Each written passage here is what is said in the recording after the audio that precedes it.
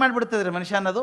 ಇವತ್ತಿಗಾದ್ರೂ ನೀವು ಬಹಳ ಮಂದಿ ಭಾಷಾಶಾಸ್ತ್ರದ ಮೇಷ್ಟ್ರಾಗಿದ್ದರೆ ನಿಮ್ಮ ಮಾಸ್ತರ್ ಕಾರಣ ಚಂದ ಪಾಠ ಮಾಡಿರ್ತಾರೆ ಅವರು.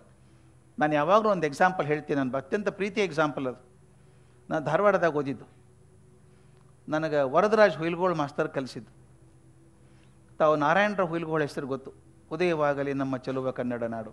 ಅವ್ರ ತಮ್ಮನ ಮಗ ನಮ್ಮ ಕನ್ನಡ ಕಲಿಸ್ತಿದ್ರು. ನಾನು ವಿಜ್ಞಾನದ ವಿದ್ಯಾರ್ಥಿ. ಇವತ್ತು ನಾನು ಕನ್ನಡದ ಬಗ್ಗೆ ಪ್ರೀತಿ ಹಚ್ಚಿದವರು ಅಂದ್ರೆ ಅಂಥ ಮಾಸ್ತರ್. ಕ್ಲಾಸಿಗೆ ಬರೋರು. ನಮಗೊಂದು ಪಾಠ ಇತ್ತು, ಕುಮಾರವ್ಯಾಸ ಭಾರತದ್ದು 8 ಪದ್ಯ ಇದ್ದು. ಕುಮಾರವ್ಯಾಸ ಭಾರತ ನಿಮ್ಗೆ ಗೊತ್ತದು, ಮಹಾಭಾರತ ಕುಮಾರವ್ಯಾಸ ಬರೆದದ್ದು 15ನೇ ಶತಮಾನದ ಬಹುದೊಡ್ಡ ಕೃತಿ ಅದು. 8 ಪದ್ಯ ಇದ್ದು ನಮಗೆ. ಸಂದರ್ಭ ಏನು? ಧರ್ಮರಾಜ ದ್ಯೂತ ಆಡ್ದ, ಸೋತ. ರಾಜ್ಯ ಸೋತ, ಕೋಶ ಸೋತ, ಸೈನಿಕರನ್ನು ಸೋತ, ತಮ್ಮಂದ್ರನ್ನು ಸೋತ, ತನ್ನೂ ಸೋತ, ಕಡೆಗೆ ತನ್ನ ಹೆಂಡ್ತಿನೂ ಸೋತ.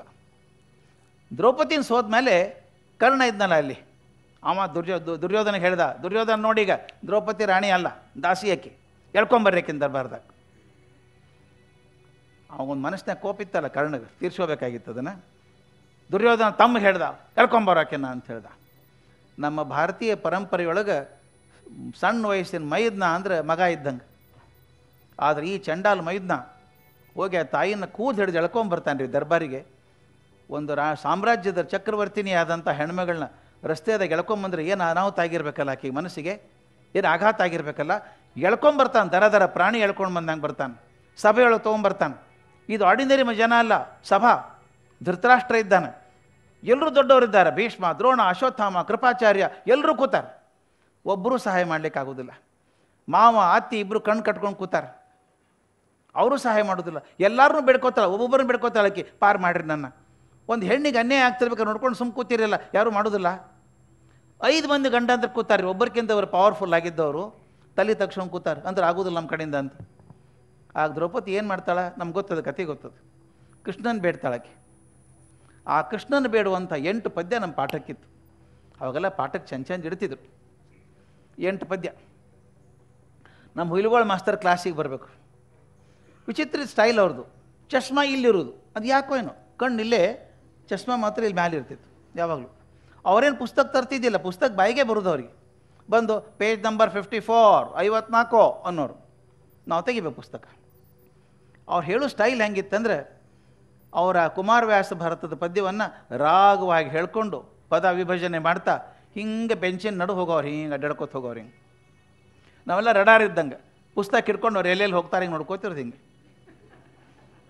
ಈ ಪಾಠ ಒಂದು 100 ಸಲ ಮಾಡಿದ್ದಿರ್ಬೇಕು ನಮ್ಮ ವರದರಾಜ್ ಹುಯಿಲ್ಗೋಳ್ ಮಾಸ್ತರು. ಪ್ರತಿ ಸಲ ಕಣ್ಣಾಗ ನೀರು ದಳ ದಳ ದಳ ಇಳಿತಿತ್ತು. ನಾವು ಅಳ್ತಿದ್ವಿ, ಭಾರಿ ದುಃಖದಾಗ ಬರ್ತಿತ್ತು ನಮಗೆಲ್ಲ. ನಾವು ಅಂತಿದ್ವಿ, ದ್ರೌಪದಿ ಕಷ್ಟ ನಿಜವಾಗಲೂ ಯಾರಿಗಾದರೂ ಅರ್ಥ ಆಗಿದ್ರೆ ಹುಯಿಲ್ಗೋಳ್ ಮಾಸ್ತರಿಗೆ ಮಾತ್ರ, ಇನ್ಯಾರಿಗೂ ಅಷ್ಟು ದುಃಖ ಪಡ್ತಿದ್ರು ಅವರು. ನಾವು ಅಳ್ತಿದ್ವಿ. ಎಷ್ಟರ ಮಟ್ಟಿಗೆ ಅಂದ್ರೆ ಹೊರಗೆ ಹೋದ್ಕೊಂಡು ಬೇರೆ ಮಾಸ್ತರ್ ಕೇಳಬೇಕು, ಹುಯಿಲ್ಗೋಳ್ ಕ್ಲಾಸ್ ಇತ್ತೇನ್ರು ನಮ್ಮ ನೋಡಿದ್ರೆ ಗೊತ್ತಾಗ್ತಿದ್ರು ಹುಯಿಲ್ಗೋಳ್ ಕ್ಲಾಸ್ ಅಂತ. ನಾನು ನೆನಪದ ಆ 4ನೇ ಪದ್ಯ ಎಷ್ಟು ಅದು ಭಾವನೆಯ ಉತ್ತುಂಗಕ್ಕೆ ಹೋಗ್ಬಿಡ್ತದಂದ್ರೆ, ಆ ದ್ರೌಪದಿ ಕೇಳ್ತಾಳ, ಕೃಷ್ಣ 100 ಮಂದಿ ಗುಂಪಿದ್ದಾಗ ಒಂದು ಹಾವು ಹೋದ್ರೂ ಬದುಕೊಂಡ್ಬಿಡ್ತದಪ್ಪ. ಯಾಕಂದ್ರೆ 100 ಮಂದಿ ಪೈಕಿ ಒಬ್ಬವರೇ ಕರುಣೆ ಇರ್ತಾನೆ, ಬೇಡ ಹೊಡಿಬೇಡ್ರಿ ಹಾವು ಬಿಟ್ಬಿಡ್ರಿ ಅಂತಾನೆ, ಹಾವು ಬದುಕೊಂಡ್ಬಿಡ್ತದೆ. 100 ಮಂದಿ ಗುಂಪಿನಾಗ ಒಂದು ಹಾವು ಬದುಕೊಳ್ಳೋ ಪರಿಸ್ಥಿತಿ ಇರುವಾಗ ಇಂಥ ದೊಡ್ಡ ದರ್ಬಾರ್ನೊಳಗೆ ಒಂದು ಹೆಣ್ಣಿಗೆ ಮರ್ಯಾದೆ ಇಲ್ಲ, ಒಬ್ರು ಕಾಪಾಡೋರು ಒಬ್ಬರು ಇಲ್ಲ, ನೀನೇ ಕಾಪಾಡ್ಬೇಕು ನನ್ನ ಅಂಥೇಳಿ ಎಂದೊರಲಿದಲು ಲಲಿತಾಂಗಿ ಅಂದರು. ಅದು ಏನು ದುಃಖದಿಂದ ಹೇಳಿದ್ರಪ್ಪ ಅವರು. ಎಲ್ಲರೂ ಅಳ್ತಾ ಇದ್ವಿ ನಾವು. ನಾನು 3ನೇ ಬೆಂಚ್ನಾಗ ಮೊದಲೇ ಜಾಗದಾಗ ಕೂತಿದ್ದೆ. ಅವ್ರು ಹೇಳಿದ ತಡ್ಕೊಳ್ಳೋಕ್ಕೆ ಆಗಲಿಲ್ಲ ನನಗೆ, ಬಿಕ್ಕಿಬಿಟ್ಟೆ ಅಂದು ಬಿಕ್ಕಿದೆ.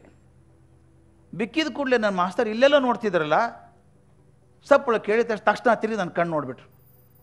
ಆ ಕ್ಷಣದಾಗ ನನ್ನ ಮಂಜುಗಟ್ಟಿದ ಕಣ್ಣು ಅವ್ರ ಮಂಜುಗಟ್ಟಿದ ಕಣ್ಣೊಳಗೆ ಸಿಕ್ಕಾಕೊಂಡ್ಬಿಡ್ತು, ಬಿಡಿಸ್ಕೊಳ್ಳಿಕ್ಕೆ ಆಗೋದೇ ಇಲ್ಲ. ಅತ್ಯಂತ ಪ್ರಾಮಾಣಿಕವಾಗಿ ಹೇಳಬೇಕು, ನಾನು ದೈಹಿಕವಾಗಿ ಕ್ಲಾಸ್ ರೂಮ್ನಾಗೆ ಇದ್ದೆ, ಆದರೆ ಭಾವನಾತ್ಮಕವಾಗಿ ಕ್ಲಾಸ್ನಾಗ ಇರಲಿಲ್ಲ. ನಾನು ಧೃತರಾಷ್ಟ್ರನ ದರ್ಬಾರ್ನಾಗಿದ್ದೆ. ಭೀಷ್ಮ, ದ್ರೋಣ, ಅಶ್ವತ್ಥಾಮ, ಕೃಪಾಚಾರ್ಯ ಯಾರ್ಯಾರಿಗೆ ಮೊದಲನೇ ಸೀಟ್ ಸಿಕ್ಕಿತ್ತಲ್ಲ, ನನಗೊಂದು ಸೀಟ್ ಇತ್ತು ಅದರೊಳಗೆ. ಇದಕ್ಕಿಂತ ಮುಖ್ಯ ಆದದ್ದಂದ್ರೆ ಅವ್ರಿಗೆ ಯಾರಿಗೂ ಹೃದಯ ಕರಗಿರಲಿಲ್ಲ, ಕಣ್ಣಾಗ ಒಂದು ಹನಿ ನೀರು ಬಂದಿರಲಿಲ್ಲ. ನನಗೆ ಕುದೀತಿತ್ತು ಒಳಗೆ. ಎದ್ದಿನ ದುರ್ಯೋಧನ ಚಂಡಾಲ ಆಕೆಯನ್ನು ಮುಟ್ಟಿದಂದ್ರೆ ಭಸ್ಮಾಗಿ ಹೋಗ್ತೀವಿ ನೀನು ಅಂತ ಹೇಳಬೇಕು ಅನಿಸಿತ್ತು. ಇದು ಒಬ್ಬ ಮೇಷ್ಟ್ರ ಶಕ್ತಿ. ಇದು ವರದರಾಜ್ ಹುಯಿಲ್ಗೋಳ್ ಮಾಸ್ತರ್ ಕತೆ ಹೇಳಲಿಲ್ಲ ನಮಗೆ, ಧೃತರಾಷ್ಟ್ರನ ದರ್ಬಾರ್ ಮನಸ್ಸಿನಾಗ ತುಂಬಿಟ್ರು ನಮಗೆ. ಇದು ಭಾಷೆ ಮೇಲೆ ಪ್ರಭುತ್ವ ಇರುವಂಥ ಶಿಕ್ಷಕ. ಭಾಷೆ ಮೇಲೆ ಪ್ರಭುತ್ವ ಇತ್ತಂದ್ರೆ ಹುಡುಗರನ್ನ ಅಲಗಾಡಿಸ್ಬಿಡ್ತಾನೆ ಮಾಸ್ತರ್. ಇನ್ನು ಹೇಳ್ತೀನಿ, ಯಾಕೆ ಹೇಳ್ತೀನಿ ದಯವಿಟ್ಟು ತಿಳ್ಕೊರಿ ಸರ್. ಯಾವುದು ಬ್ರೈನಿಗೆ ಹೋಗ್ತದೋ, ಬರೀ ಬುದ್ಧಿಗೆ ಹೋಗ್ತದೋ ಅದು ಬೇಗ ಮರೆತು ಹೋಗ್ತದೆ. ಹೃದಯಕ್ಕೆ ಹೋದದ್ದು ಎಂದೂ ಮರೆಯುವುದಿಲ್ಲ. ದಯವಿಟ್ಟು ತಿಳ್ಕೊರಿ. Anything that goes to the brain goes to a short term memory. Anything goes to the heart does not goes to the long term memory. ಯಾಕೆ ಹೇಳ್ತೀನಿ ಅಂದರೆ, ನೋಡಿರಿ ಹುಡುಗರು ನೀವು ಪಾಠ ಮಾಡಿದ್ದು ಯಾರಿಗೊಬ್ಬರು ಕೇಳ್ಬೋದು ನಾನು, ಸರ್ ತಮ್ಮದು BSc ನಾ BA ನಾ 3ನೇ ಬೆಂಚ್ ಸರ್ ಏನು ತೊಂದರೆ ಯಾವ್ದು ಹೇಳಿದ್ರು? ಆರ್ಟ್ಸ್ ಅಲ್ಲ. ಯಾವ ಸಬ್ಜೆಕ್ಟ್ಸ್ ಇತ್ತು ಸರ್ ನಿಮಗೆ BAಗೆ ಫೈನಲ್ ಇಯರ್ಗೆ? History, economics, political science. History and political science. Sir ನಿಮಗೆ ಫೈನಲ್ BAದೊಳಗೆ ಪೊಲಿಟಿಕಲ್ ಸೈನ್ಸ್ ಸೆಕೆಂಡ್ ಚಾಪ್ಟರ್ ಯಾವುದಿತ್ತು? ನೆನಪಿಲ್ಲ ಸರ್. ನೆನಪಿಲ್ಲ. ಪೊಲಿಟಿಕಲ್ ಸೈನ್ಸ್ ಟೀಚರ್ ನೆನಪಿದ್ದಾರೆ? ಪ್ರೊಫೆಸರ್ ನೆನಪಿದ್ದಾರೆ? ಇಲ್ಲ ಸರ್. ಅವರು ನೆನಪಿಲ್ಲ. ಹೋಗಿ ಹೊಡಿ. 10th ಸ್ಟ್ಯಾಂಡರ್ಡ್ನ್ಯಾಗ ಕಲಿಸಿದ ಮಾಸ್ತರ್ ನೆನಪಿದ್ದಾರೆ? ನೆನಪಿದ್ದಾರೆ ಸರ್. ಇದ್ದಾರೆ. ದಯವಿಟ್ಟು ನೋಡ್ರಿ ಇಲ್ಲಿ ಮಜಾ ಹೆಂಗದ. ಯಾಕಂದ್ರೆ ಕಾಲೇಜ್ನಾಗ ಕಲ್ತದ್ದು ಬರೀ ಬುದ್ಧಿಗೆ ಹೋಗ್ತಿತ್ತು. ಓ ಮಾರ್ಯ ಬರೀಬೇಕಪ್ಪ, ಪರೀಕ್ಷಕ್ಕೆ ಬರೀಬೇಕು ಅಂತ ಅನಿಸ್ತಿತ್ತು. ಹೈಸ್ಕೂಲ್ನಾಗ ಕಲ್ತದ್ದು ಹೃದಯಕ್ಕೆ ಹೋತು. ಶೋಲೆ ನೋಡಿದ್ರೇನು ಸರ್ ನೀವು? ನೋಡಿದ್ದೇನೆ. ಸಿನಿಮಾ ನೋಡಿದ್ದೇನೆ. ನೆನಪದ? ಸ್ವಲ್ಪ ನೆನಪದ ಸರ್. ಅಲ್ಲ, ಸಿನಿಮಾ ನೋಡಿದ್ರೆ ಗೊತ್ತಾಗ್ತದೆ ಏನು ಅಂತ ಗೊತ್ತಾ? ಸರ್. ಹಾಂ ಬಿಡ್ರಿ. 15 ವರ್ಷದಿಂದ ನೋಡಿ ಶೋಲೆ ನೆನಪದ. ಡಿಗ್ರಿ ಒಳಗೆ ಸೆಕೆಂಡ್ ಚಾಪ್ಟರ್ ಪೊಲಿಟಿಕಲ್ ಸೈನ್ಸ್ ನೆನಪಿಲ್ಲ. ಯಾಕೆ? ಎಲ್ಲರಿಗೂ ಅವ್ರ ಪಾಪ ಅವ್ರದ್ದು ಅಂತಲ್ಲ, ಅವ್ರು ಸಿಕ್ಕರು ಅಂತ ಕೇಳಿದೆ ಅಷ್ಟೇ ನಾನು. ಯಾಕೆ ಹೇಳ್ತೀನಿ ಅಂದರೆ, ಪರೀಕ್ಷೆಗೆ ಅಂತ ಓದಿದ್ದು ಬರೀ ಬುದ್ಧಿಗೆ ಹೋತು, ಬುದ್ಧಿಗೆ ಹೋದದ್ದು ಮರೆತು ಹೋಗ್ತದೆ, ಹೃದಯಕ್ಕೆ ಹೋದದ್ದು ಎಂದೂ ಮರೆಯೋದಿಲ್ಲ. ನೀವು ಸಣ್ಣವ್ರದ್ದಾಗ ಒಂದು ಘಟನೆ ಆಗಿರ್ತದೆ ಏನೋ ಜೀವನದಾಗ, ಅದು ಇನ್ನೂ ಮರ್ತಿರಂಗಿಲ್ಲ ನೀವು. ಯಾಕಂದ್ರೆ it has gone to your heart. ಅದಕ್ಕೆ ನಾನು ಹೇಳೋದು, ಭಾಷೆ ಮೇಲೆ ಪ್ರಭುತ್ವ ಇತ್ತಂದ್ರೆ ಮೇಷ್ಟ್ರು ಏನು ಮಾಡ್ತಾರೆ, ಬುದ್ಧಿಗೆ ಹೋಗೋದಿಲ್ಲ, ಹೃದಯಕ್ಕೆ ಹೋಗ್ತಾರೆ ಸೀದಾ. ಆ ಟೀಚರ್ನ ಎಂದೂ ಮರೆಯಂಗಿಲ್ಲ ನೀವು.